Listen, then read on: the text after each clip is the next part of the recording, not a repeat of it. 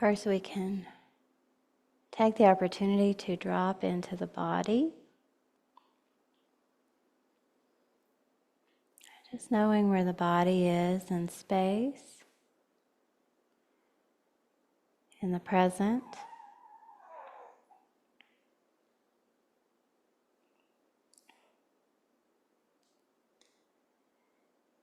Finding a comfortable posture, a supportive posture, really grounded in the chair or the cushion,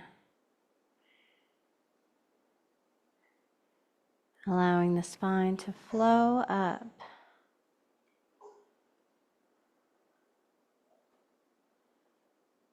out of the pelvis toward the ceiling, and letting the head sit gently, just rest gently on top of the spine.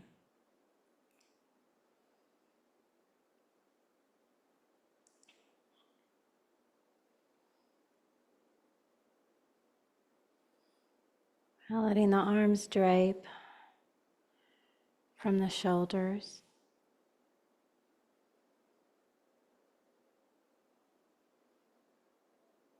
And letting the hands be relaxed in the lap, but maybe held a bit intentionally.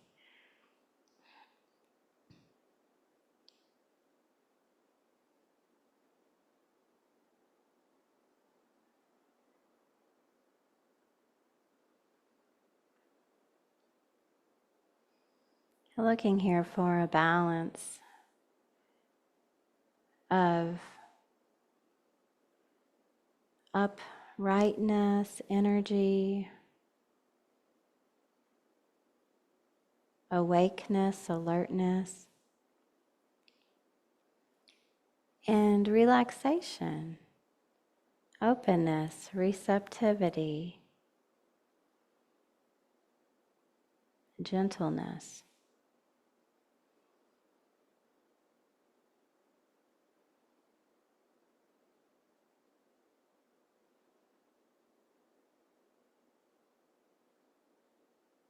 Noticing the breath in the body.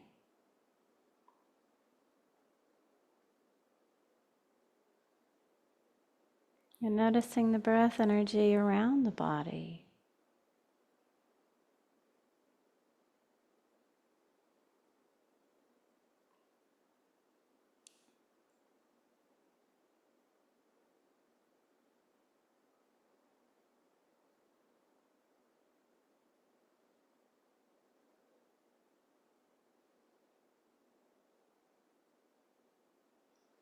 In this tradition, we tend to close our eyes, but you can just as well cast the eyes forward toward the floor, just softly letting them be open.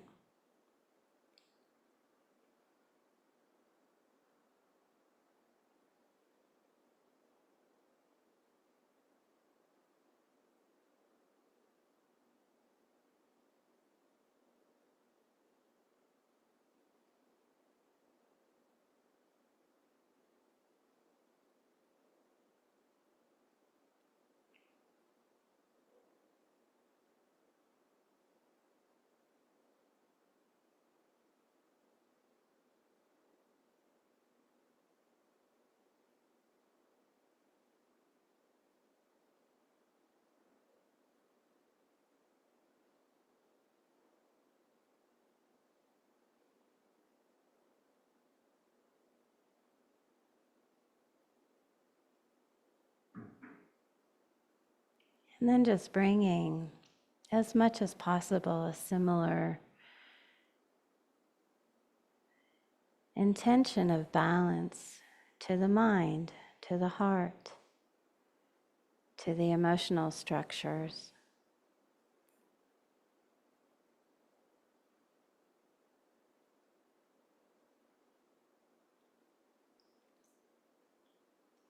A fully awake, fully alert,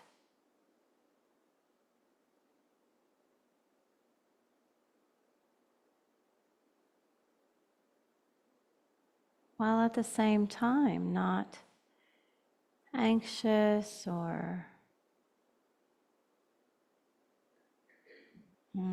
rigid,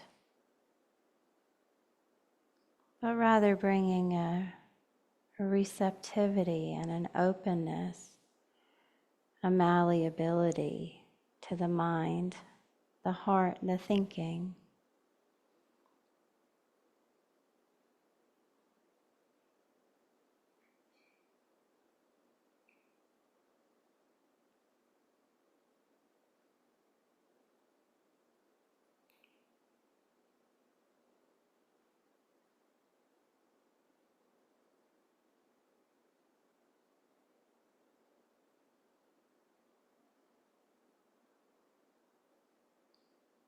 And one way to train the mind to do that is to bring the attention to an object.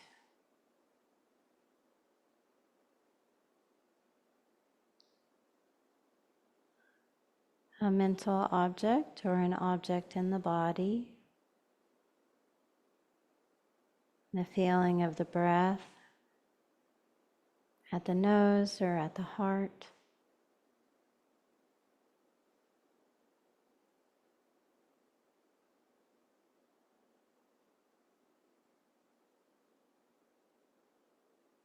Or to a sound in the room.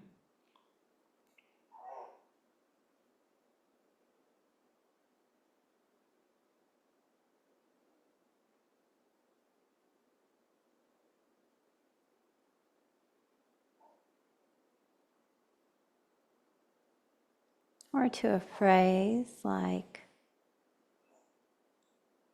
patience or happiness or gentle.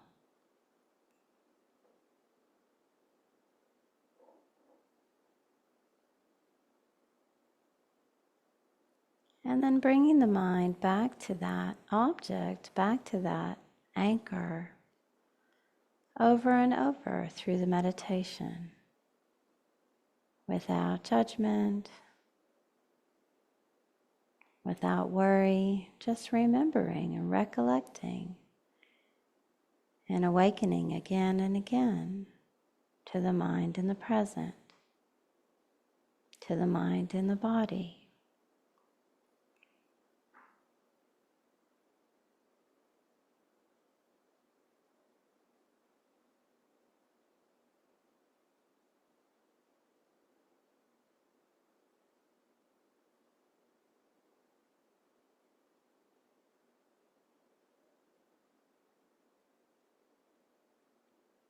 And as we move into silent meditation, just giving ourselves to the meditation, to this opportunity to train the attention.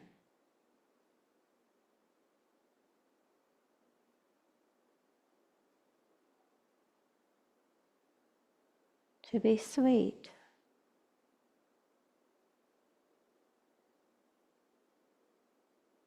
and to be quiet,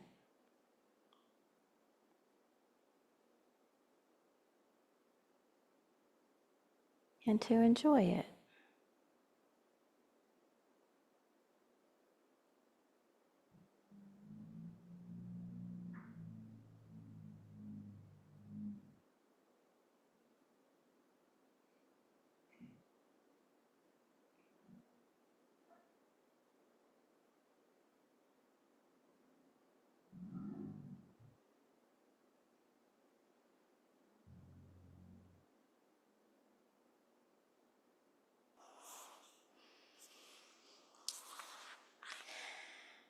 One of Ajahn Chah's disciples had a knee problem that could only be corrected by surgery.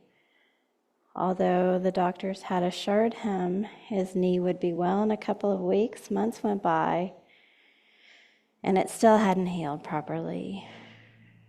When he saw Ajahn Chah again, he complained, saying, "They said it wouldn't take this long, it shouldn't be this way." And Ajahn Chah laughed and said, if it shouldn't be this way, it wouldn't be this way.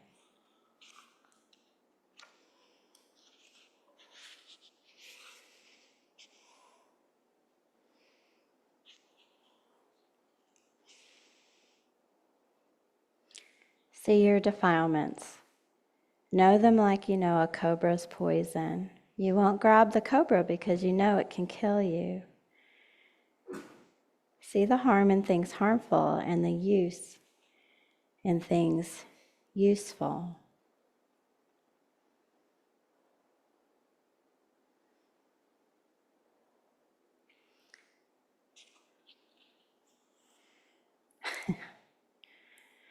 If you have something bad smelling in your pocket, wherever you go, it will smell bad.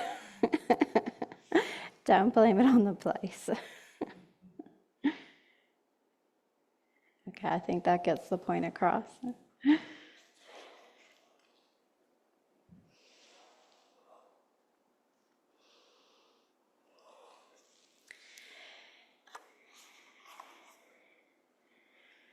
We have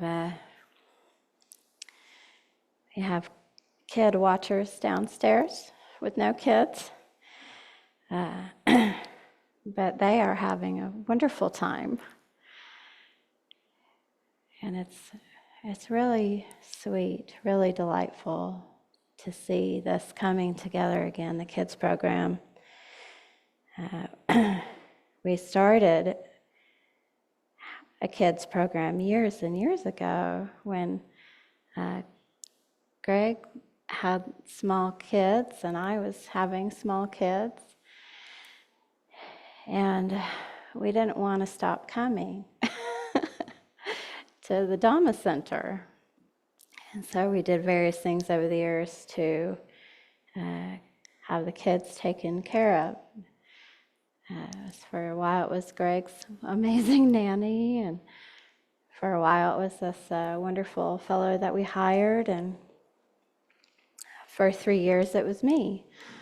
I taught the kids program and held that space downstairs. And it's interesting because I have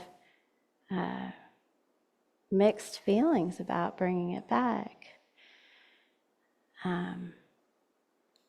It was a lot of work. It was a lot of work. Even when I wasn't teaching it, it was a lot of work. Having my kids here, even having other kids here. Kids need a lot. And then when I was teaching the kids program, it was so amazing and beautiful and such a blessing. And we did all these wonderful activities and big projects, and the kids were just game. They just really just jumped into everything we had for them. And they were kids.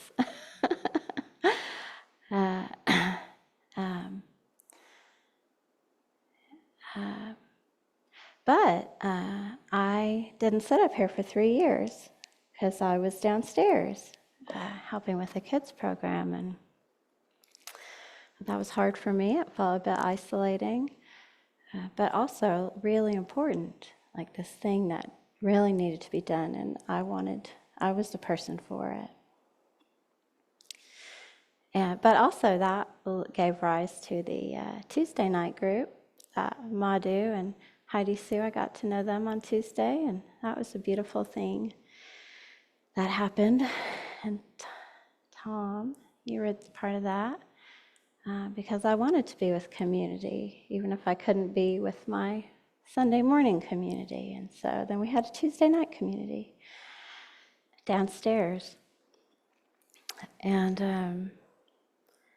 it was a really interesting time in my practice, recognizing that it looked different, that it was kind of a different kind of energy, really enjoying it, and having sort of wistful feelings of separation.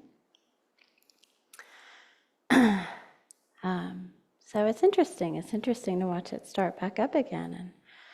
hoping it goes well, and that we can, afford it, and that kids will come and they'll enjoy it. So we'll see. We'll see.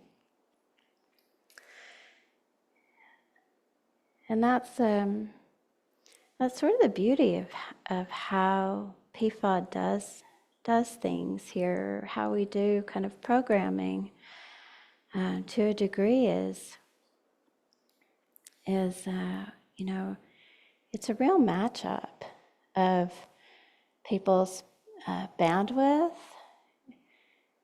and their interest and their skills and their ability to sacrifice a bit, or interest in sacrificing a bit. And when all of that comes together in a person or in a group of people, and it aligns with a community need or a community interest, then programming arises. Just like the Buddha taught. When this arises, then that arises. Things are dependent.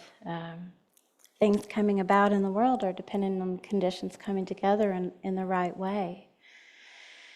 And we don't force things, with the exception of me. Actually, everyone who teaches and helps and holds space here is a volunteer.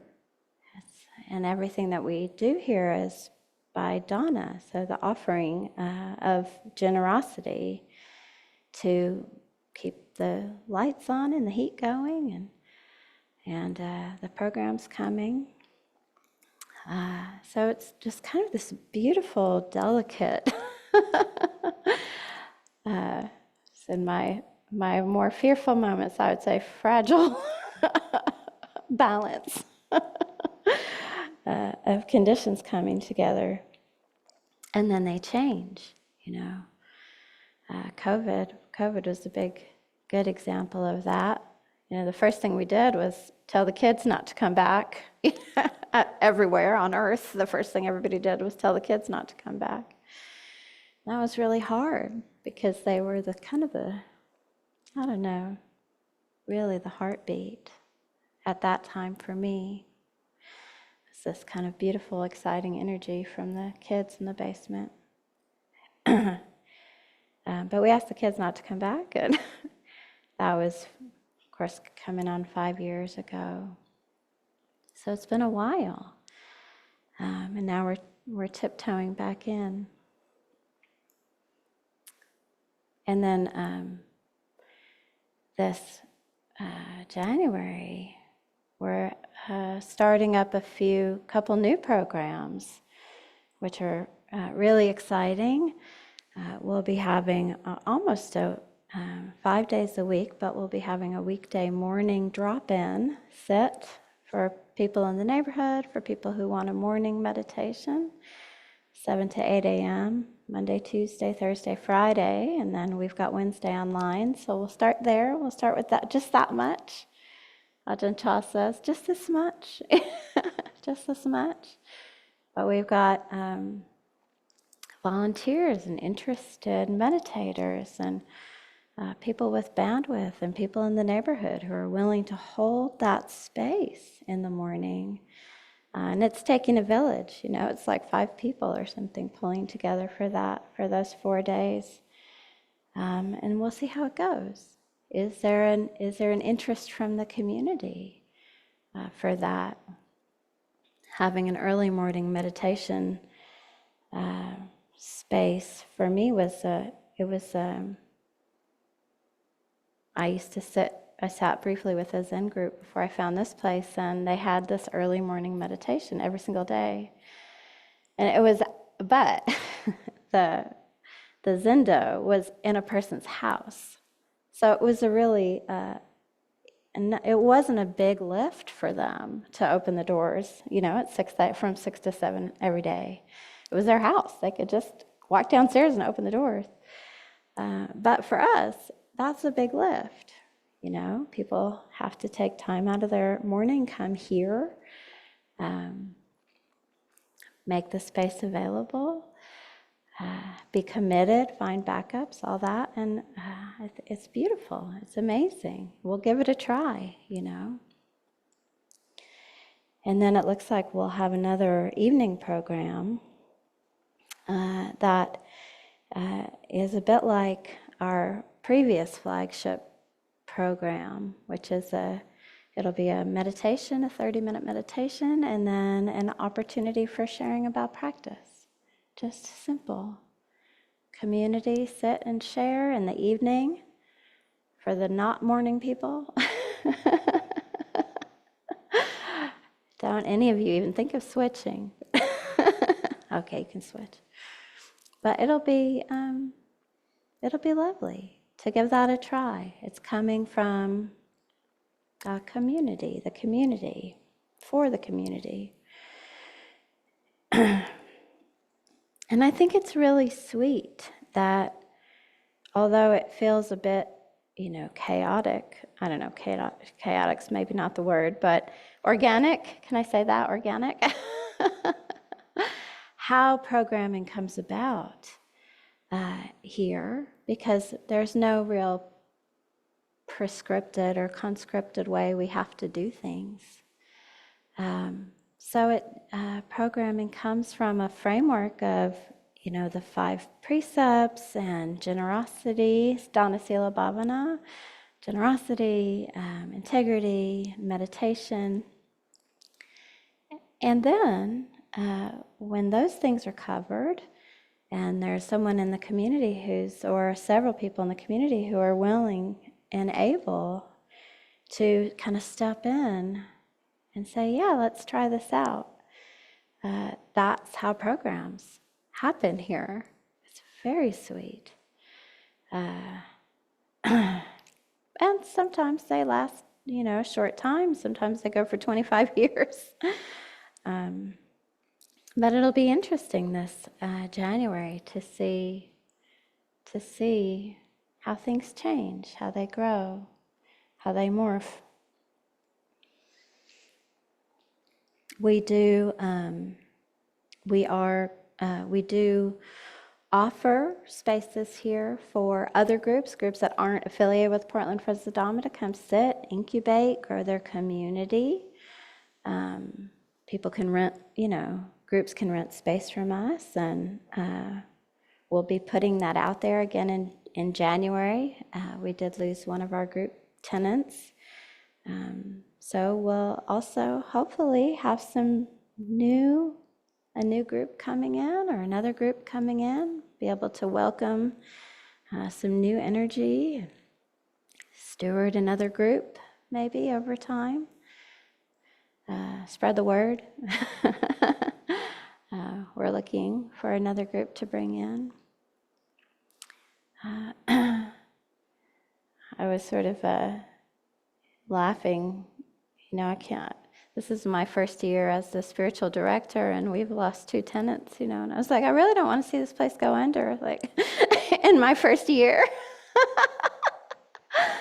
But I don't think it will. I think that's fear, ego talking. Because at the same time, there's a lot of really lovely energy and excitement and beautiful community coming together right now. And we've, this group, this Portland Friends of the Dhamma has been around since 2000, and it's had a lot of pretty significant ups and downs, including the pandemic. And it seems to be fairly resilient. So that feels good. It's something that gives confidence. It's something to lean on.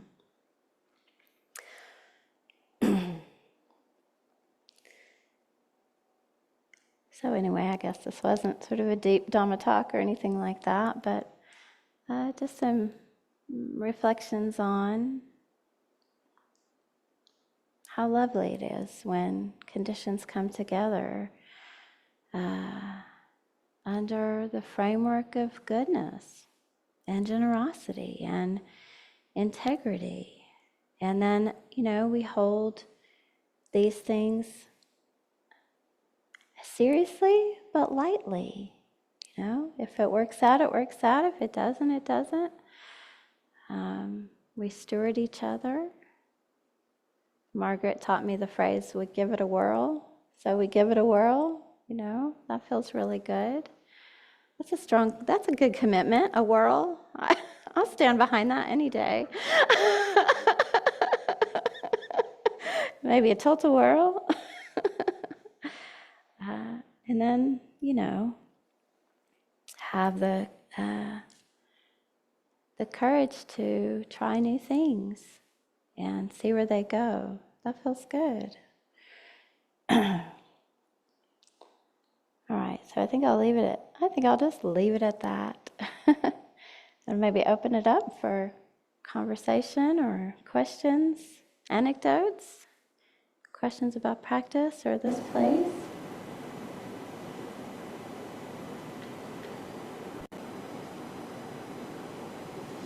Yes. The first quote that you shared by Ajahn Chah, it kind of hit me a little like,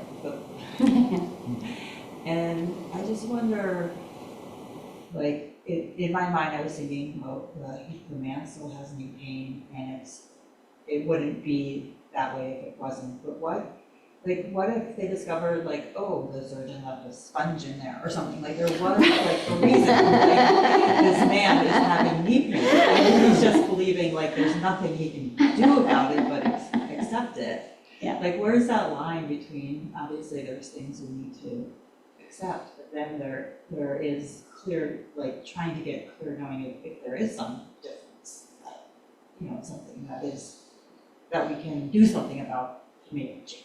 Yeah. I think that's myth number one in Buddhism, is that acceptance is the same as passivity. And it just isn't. Because acceptance is a place in the heart. And it does not have to, accepting something in the heart doesn't have to stop us from taking action to deal with it. So, Ajahn Chah's job was to cultivate acceptance in the heart from his, in his disciples. And we don't know, since it was just like this little kind of quote, we don't know if this fellow had been to the doctor numerous times or whatever. We don't really know the backstory on this particular anecdote.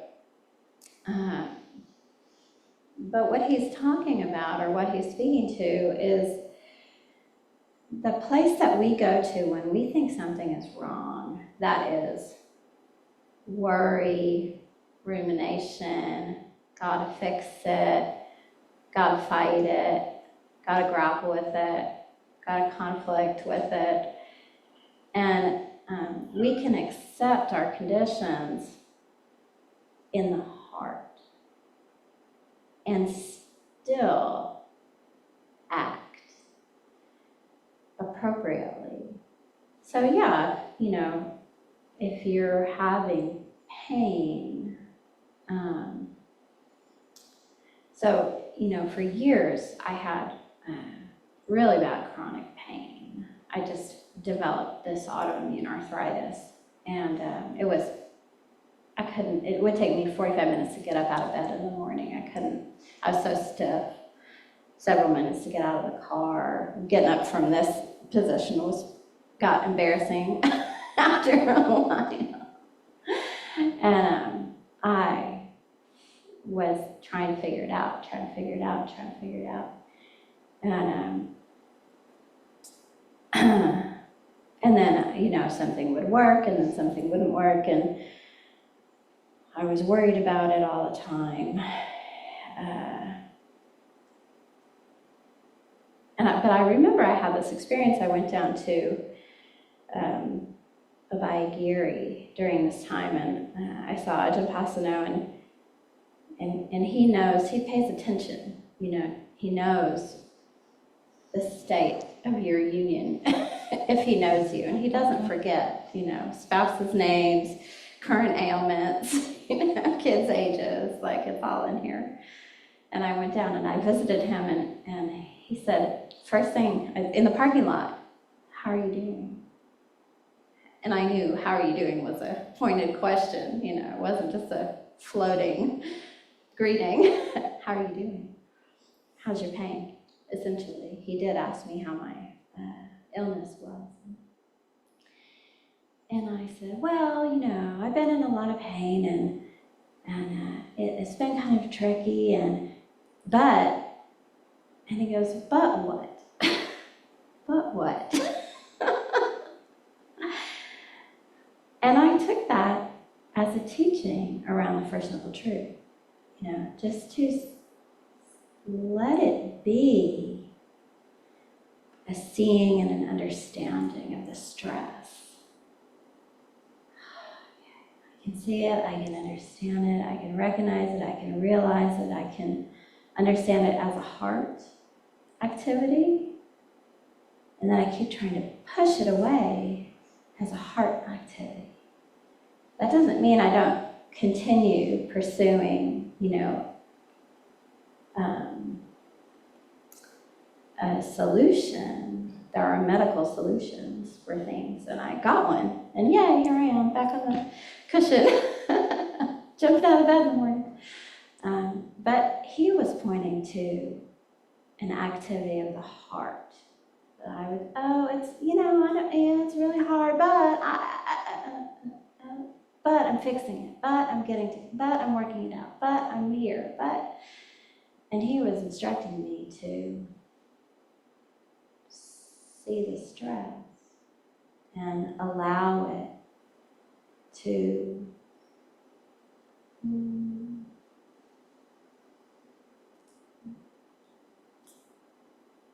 live its life, so it could cease in the heart. And that was a useful moment. It was a useful lesson, I think. But yeah, it's hard to know. It's hard to know when we're doing the right thing and when we're proliferating about doing the right thing. But you can separate those two things. Yeah. They don't have to be fixing your problem doesn't have to go hand in hand with being beset by anxiety about it. They just don't have to be the same. Yeah. Yes. That's kind of a lead-in to meditation and an issue I have with multitasking. Yeah. So I'm involved in some controversial issues. This morning I was writing findings early this morning at 6:30. It's kind of a conceptual problem. They said this, and I'm going to say this, and by golly, I'm going to find out how to do this, but it was a problem that was ruminating in my head. And then sitting here in meditation, I got it. I know what I'm going to do. But that seems a little twisted in terms of how the intent of meditation is supposed to be.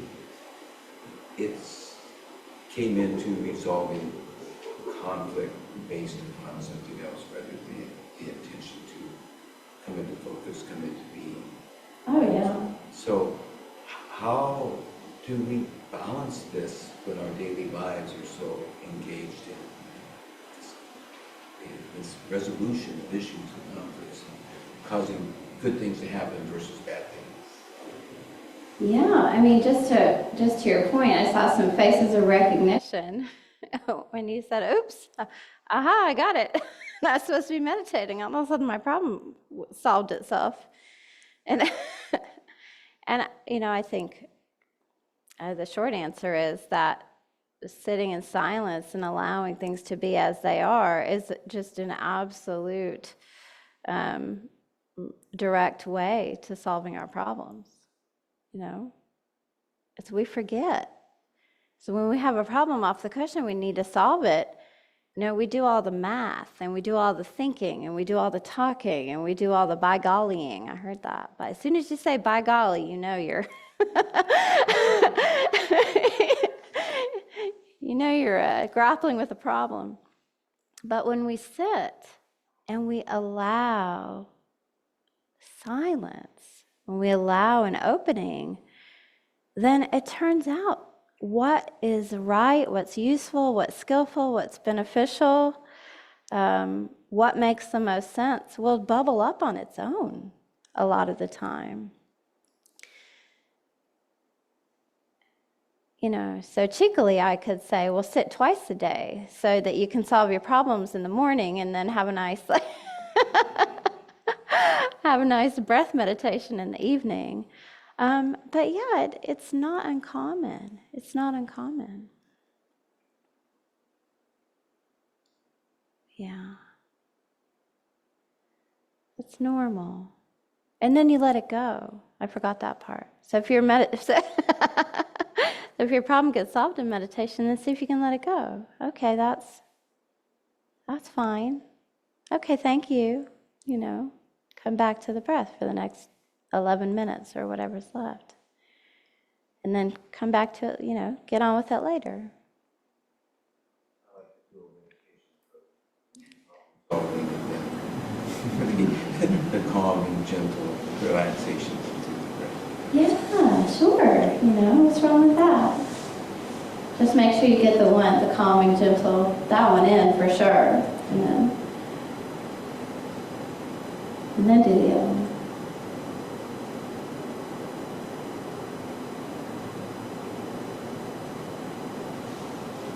Christy. In book group yesterday, we had this, we're studying Ajahn Jayasaro's examination of the party, and we're on equanimity. I'm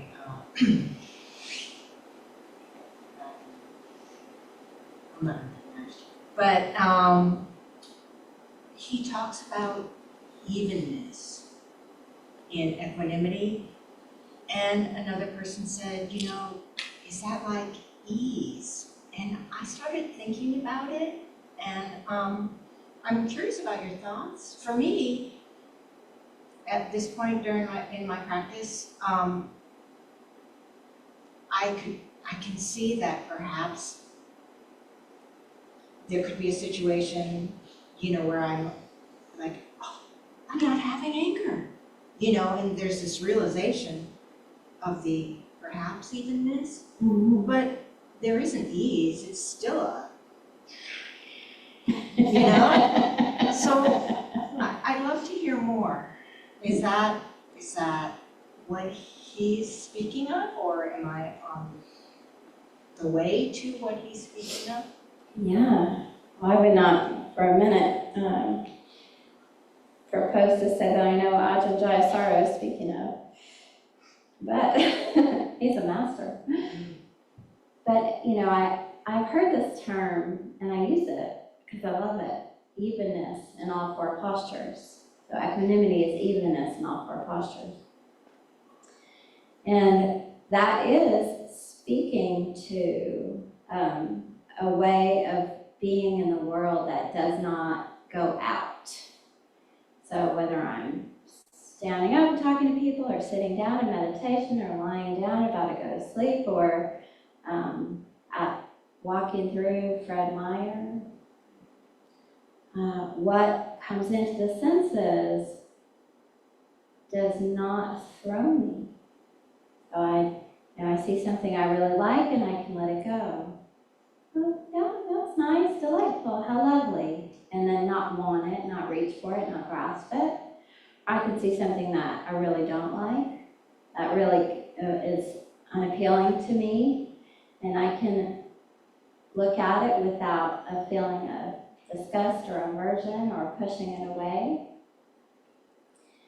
And, you know, I do think that, you know, these are all just words, but I do think that ultimately it is an easefulness. Equanimity is an easefulness, a way of being in the world that is balanced. That's not reaching out. And that's this wonderful reframing of the Four Noble Truths by this one particular Ajahn. He says that suffering is the mind going out. And that's what suffering is, the mind going out. Going out to bother the thing. The noise isn't bothering me, I'm bothering the noise. Except this noise. I'm reaching out because I want it. Baby noises, I'll take them. But not when my kids were babies. Now that I think of it. See, we're learning here, aren't we? It's contextual. And we have, we're not going to meet the level of evenness in every category all at the same time either. Like, you might have a lot of evenness around what you see, or what you smell, or what you touch, but maybe not around what you hear. Maybe we're more kind of triggered by noise or triggered by felt sense in the body. But yeah, equanimity is,